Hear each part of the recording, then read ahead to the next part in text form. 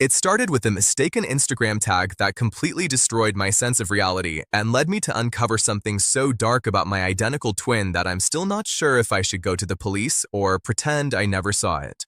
3 weeks ago, my coworker Emma showed me her phone during lunch break. Dude, when did you go to that concert in Portland? You never mentioned it.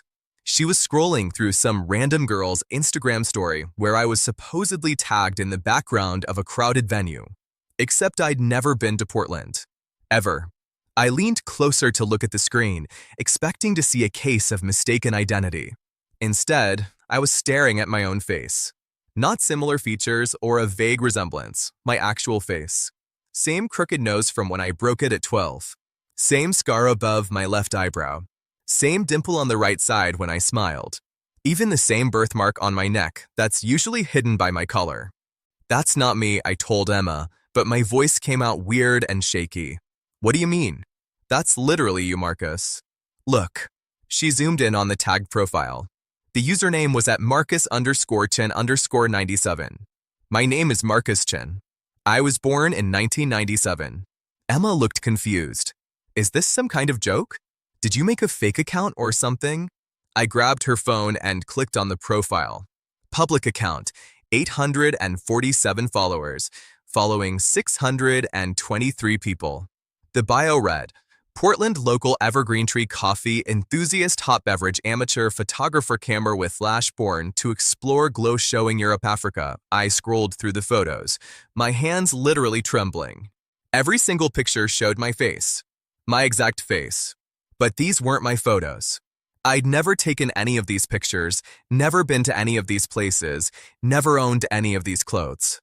There was one photo of him, me, standing in front of a Portland coffee shop I'd never heard of, wearing a vintage band t-shirt I'd never owned, with friends I'd never met.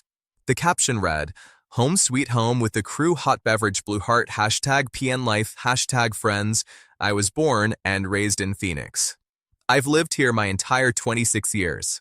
Emma, I need to go, I said, handing her phone back. I'm feeling sick. I left work early and drove straight home, my mind racing. Once I got to my apartment, I immediately opened my laptop and searched for Marcus_Chin_97 across every platform I could think of. He was everywhere. Facebook, Marcus Chin, lives in Portland, Oregon. Studied at Portland State University. Works at Grind Coffee Company. In a relationship with someone named Jessica, who since 2019. LinkedIn, Marcus Chin, barista/shift supervisor at Grind Coffee Company. Same face in the professional headshot. Twitter at MarcusChin97, mostly tweets about coffee, local Portland events, and photography. Profile picture, my face again. Even his interests were eerily similar to mine. I love photography as a hobby. I'm obsessed with good coffee. We even had similar taste in music based on his Spotify playlists that were somehow public. But here's where it got really weird. I dug deeper into his Facebook and found photos going back to 2015. There was one from what looked like a high school graduation. The ceremony was at Grant High School in Portland, class of 2015. I graduated from Desert Vista High School in Phoenix, also class of 2015. Same year, same month. Same day according to the date stamp. We had the same birthday. I spent the next 6 hours going down the deepest rabbit hole of my life. I found his old DeviantArt account from 2014 where he posted photography projects. His old Reddit account from 2016 where he asked for advice about college applications. A gaming forum from 2017 where he reviewed indie games. Everything pointed to someone who had been living a completely separate life with my exact face for over a decade. The rational part of my brain kept insisting this had to be some elaborate catfishing scheme. Maybe someone had stolen my photos and built an entire fake identity. But these posts went back years, and some of them had timestamps from when I was doing completely different things. Plus, there were photos of him as a teenager that I definitely never took, but with my exact teenage face. I was starting to convince myself I was losing my mind when I found the first red flag. Deep in his Reddit history, buried in a thread from 3 years ago, I found a comment that made my blood run cold. Anyone know how to permanently delete police reports? Asking for a friend. It's for something that happened when I was 17, but it's still showing up in background checks. Nothing major, just a misunderstanding that got blown out of proportion. The thread was in r/legal advice, and other users were telling him that juvenile records could sometimes be sealed, but rarely completely erased. Someone asked what type of charge it was. His response, just some bullshit about inappropriate contact with a minor. Like I said, total misunderstanding. The girl lied about her age and then changed her story later. But it's ruining my job prospects. I felt sick reading that. But I told myself it could still be a coincidence, or maybe he was lying online like people do. I decided to dig deeper. That's when I found the news article. It took me 3 hours of searching through Portland local news archives, cross-referencing dates and details from his social media posts, but I finally found it. A brief article from the Oregonian, dated September 2014, local teen charged in sexual assault case. The article didn't name him directly because he was a minor at the time, but it described a 17-year-old Grant High School student who was charged with sexual assault of a 14-year-old girl at a house party in Southeast Portland. The details matched perfectly with things I'd pieced together from his old social media posts, the timing, the school, even a mention of him being on the photography club, which appeared in his old Instagram. But the article mentions something that made my hands shake. The defendant claimed the encounter was consensual and that he believed the victim to be older. However, text messages recovered by police showed the defendant knew the victim's age and continued to pursue contact after she expressed discomfort. I kept digging. Court records are mostly public, even for juvenile cases if you know how to look. It took me 2 more days, but I finally found the case file through Oregon's online records system. Marcus Chin, DOB, March 15, 1997. Charged with sexual assault in the 3rd degree, sentenced to 200 hours of community service and mandatory counseling after pleading guilty to a reduced charge of contributing to the sexual delinquency of a minor. My birthday is March 15, 1997. That's when I started finding more disturbing patterns in his digital footprint. Private forum posts from 2018 where he complained about age of consent laws being ridiculous and society being too sensitive about age gaps. Comments on articles about sexual assault cases where he consistently defended the accused and criticized victims. In 2020, he posted on a Portland subreddit asking about good places to meet younger people and specifically mentioned being interested in college freshmen who are mature for their age. Multiple users called him out for being creepy.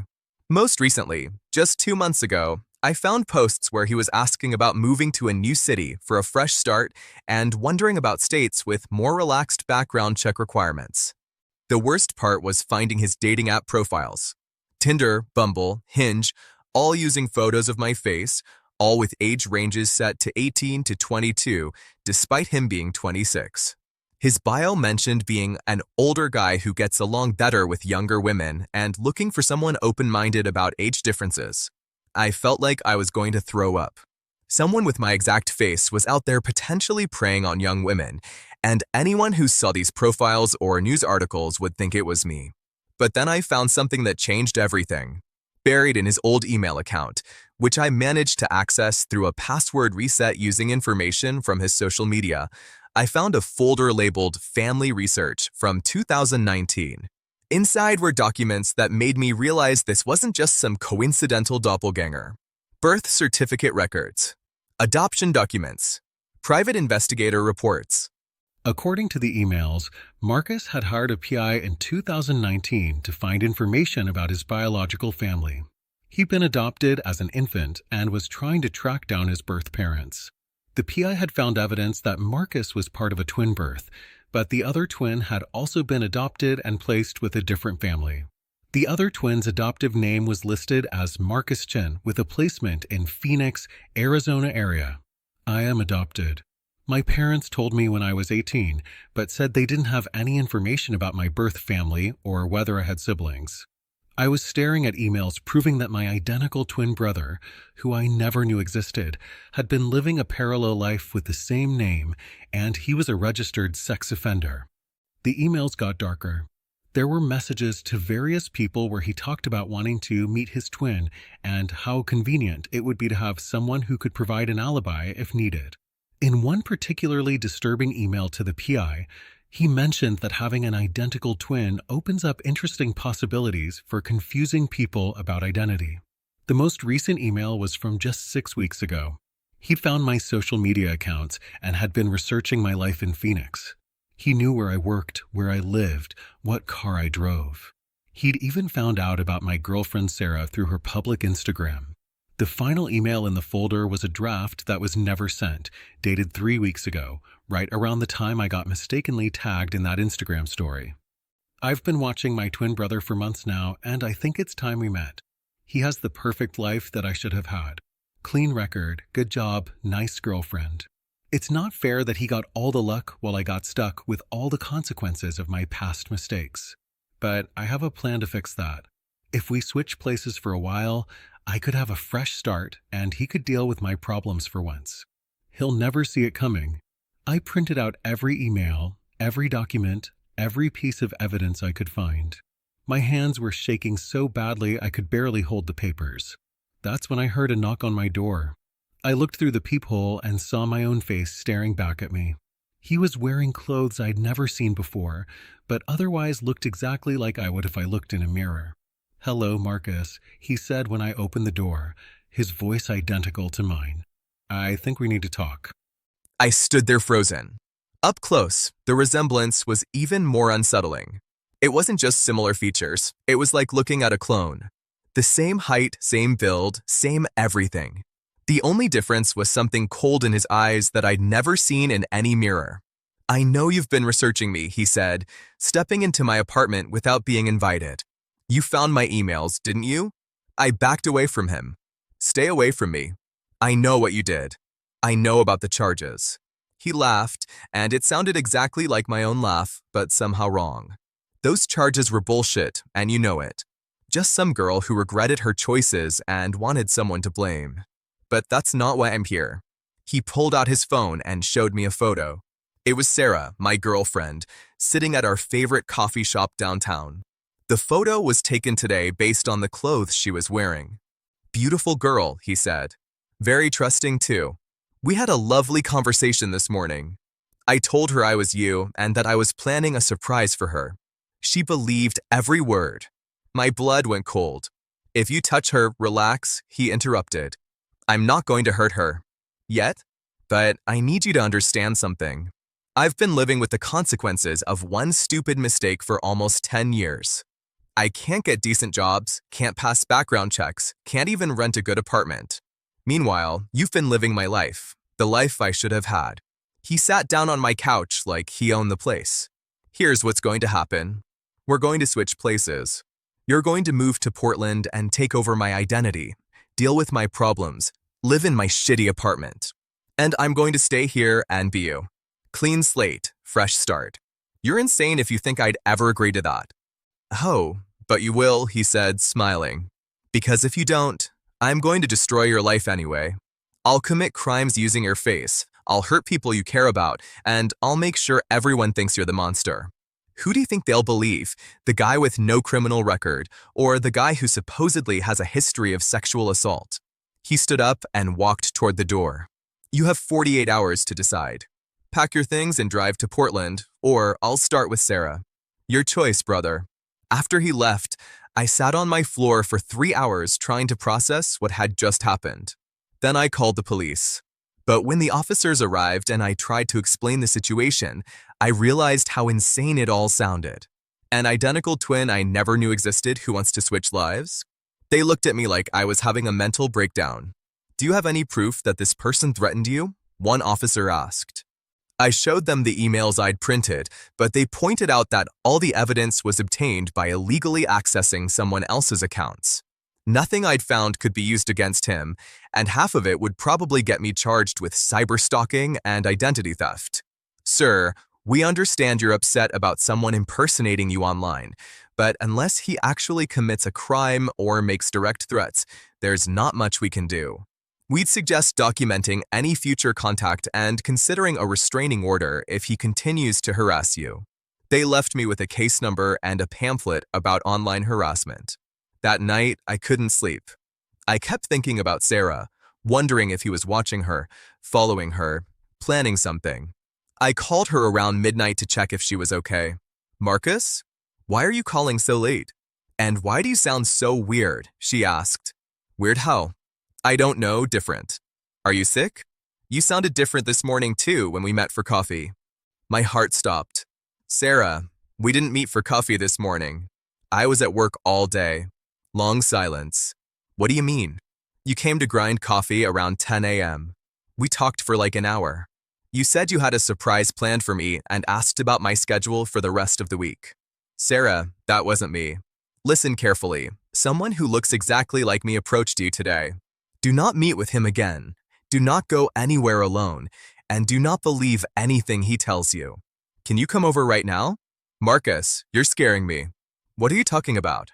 I spent the next hour explaining everything to her. She thought I was losing my mind until I showed her all the evidence I'd collected. We stayed up all night going through his social media posts, the court records, everything. Oh my God, she whispered, staring at a photo of him from his Instagram.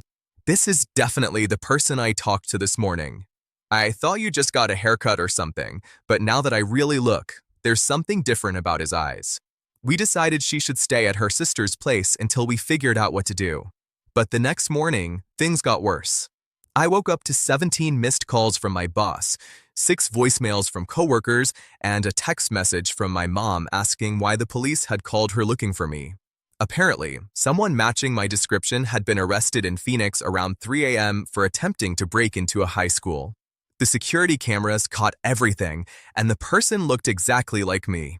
He'd given the police my name and my address when they caught him. I called my boss immediately. Tom, I swear that wasn't me. I was home all night with my girlfriend. Marcus, I don't know what kind of trouble you're in, but you can't come to work until this gets sorted out. HR is freaking out. We can't have employees getting arrested for breaking into schools. It took me 6 hours and 3 different police stations to prove I wasn't the person who'd been arrested. By the time they checked security footage from my apartment building showing I'd never left, he was already gone. Released on his own recognizance using my identity and now completely disappeared. But he left me a message. A single text from a burner phone. This is just the beginning. You have 24 hours left to decide. That's when I realized he wasn't just trying to switch our lives. He was systematically destroying mine to force me into compliance. And he was smart enough to make sure he couldn't be caught. I spent that day trying to figure out how to stop him. I called lawyers, but they said I needed more evidence of direct threats. I called the FBI, but they said identity theft cases like this fall into a gray area when the person actually looks identical to you. I even called private investigators, but they were expensive and couldn't guarantee results. Then Sarah called me crying, Marcus, there are photos of you with a child. They're all over social media. People are calling you a pedophile. Someone had created fake accounts using my photos and posted disturbing images that appeared to show me in inappropriate situations with minors. The photos were expertly doctored, but convincing enough that people were already sharing them and tagging my real accounts. My phone started buzzing with notifications. Friends, family members, coworkers, everyone was seeing these images and assuming they were real. Within 2 hours, I'd lost my job, my girlfriend had been harassed by strangers, and my parents were getting death threats. The final message came that evening, Portland. Tomorrow. Or this gets worse. I'm writing this from a hotel room in Portland. I drove here because I didn't know what else to do. He won. He destroyed my life so thoroughly in just 2 days that I had no choice but to leave Phoenix. But I'm not going to just let him win. I found his address through public records, and I'm going to confront him. I have a plan. It's risky and probably illegal, but I don't see any other option. If something happens to me, if I disappear or if someone finds me dead, you need to know that my identical twin brother Marcus Chin is out there living my life in Phoenix. He's a dangerous predator who has spent years perfecting his ability to manipulate and destroy people. I've uploaded all the evidence to a secure server with instructions to release it if I don't check in within 72 hours.